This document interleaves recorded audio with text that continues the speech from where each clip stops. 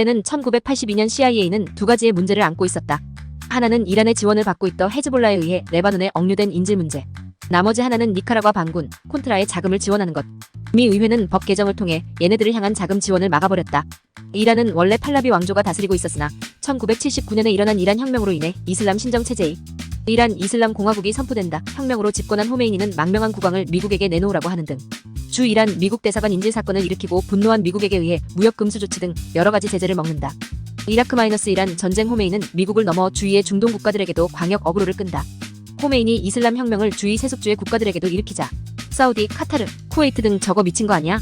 이란 외에도 시아파가 다수 거주하고 있던 이라크 세속주의를 주도하던 후세인에게도 이것은 심각한 위협이었는데, 후세인 너네가 나 지원해주면 내가 쟤 몰아내줄게. 사우디를 비롯한 중동 국가들의 지원을 받은 이라크는 1980년 9월 22일 이란을 침공한다. 초반 몇 개월은 이란군은 이라크군에게 제대로 대응도 못해보고 밀려나기만 하는데, 이란군은 저번에 장교들 다 숙청해버려서 전략이 제대로 짜여지지도 않고 있고요. 그리고 무기란 무기가 다 미제 무기라서 제대로 대응을 할 수가 없음. 이란은 팔라비 왕조 시절 미국 무기의 가장 큰 수입국이었는데 혁명을 일으킨 후에도 당연히 미국 무기를 그대로 쓰고 있었다. 대사관 사건으로 금수 조치를 당한 이란은 이 무기들을 유지할 부품을 수입하지 못해 무기 가동에 난항을 겪고 있었던 것이다. CIA 국왕은 못 돌려보내겠고 어떻게 관계 정상화를 위한 협상을 해보자 이란은 무기 수입을 위해 미국 인질 협상을 하였고, 그때 이스라엘은 이란이든 이라크든 유대인 국가 이스라엘에겐 있어서 그냥 둘 다 적국이었다. 그런 둘이 싸운다고 하니 이스라엘은 싱글벙글인 셈. 근데 사우디의 많은 지원과 이에 서방 세계까지 동참하니 이라크는 승승장구하며 이란을 밀기 시작했고, 이러다간 이라크가 이란을 삼키겠는데, 이라크가 이란을 삼켰다간 세력을 불려나가고는 자신들까지 위협할지도 모르는 상황이었다. 이스라엘 그렇다면 우리가 전쟁의 균형을 맞춰보자. 이스라엘의 무기 수출 방법은 이렇다. 미국이 이스라엘에 무기 수출을 하면 그것을 그대로 이스라엘이 이란에 수출하는 것. 무기값도 마찬가지로 이란이 이스라엘을 통해 미국으로 입금하는 방식이었다. 그렇게 수천여 발의 대전차 미사일과 대공 미사일이 이란에게 전해진다. 이란은 대금을 지불하고 헤즈볼라는 인질을 석방하고 무기를 주고 돈을 받고 인질이 석방하는 것이 반복되었다.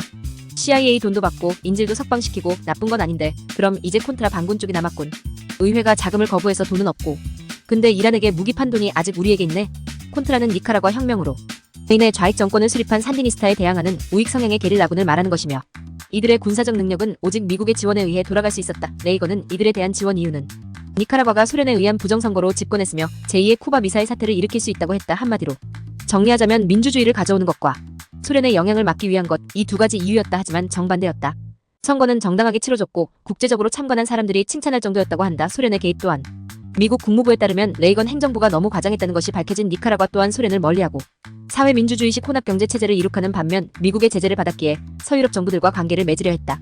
그리고 결정적으로 산디니스타 집권 전의 정부는 미국이 지원하는 소모자의 독재 정부였다. CIA의 흑역사는 여기서 끝나지 않는다. 콘트라는 자금을 얻기 불법약을 재배하고 그것을 곳곳에 팔기 위해 노력했는데, CIA가 자금 마련한답시고는 중남미는 물론이고 심지어 미국 본토까지의 유통에 힘써주기까지 했다. 당시 레이건 행정부가 불법약과의 전쟁을 추진하고 있었는데 이것이 밑빠진 독에 물 붓기가 아니었을까. 분명 적대해야 할 미제놈의 무기를 받으며 미제 인질들을 석방하는 것을 보다 못한 이슬람 혁명 수비대의 메흐디 하시미는 이 비밀스러운 거래를 레바논 주간지에 냅다 폭로해버린다. 그는 1987년 이란에서 처형 이 폭로로 미국 정치계는 대혼란에 빠졌으며, 레이건은 TV에 출연하여 유감을 표하지 않나, 직접 조사위원회를 만들지 않나 많은 사람들이 구속되고 기소되었지만 조사 전에 관련 서류들이 파쇄되어버려 제대로 된 수사조차 하지 못한다. 레이건 본인은 대충은 알고 있었는데 자세히는 몰랐어요. 대충 이렇게 사과했다. 이 사건의 여파는 매우 컸다. 레이건은 무려 20%나 되는 지지율을 깎아먹었고, 남미와 중동은 물론이고 당시 이라크를 지원했던 서방 세계에서도 미국에 대한 불신감을 야김했다. 근데 정말 몰랐다면 CIA가 대통령 허락도 안 받고 막 했다는 거 아니여?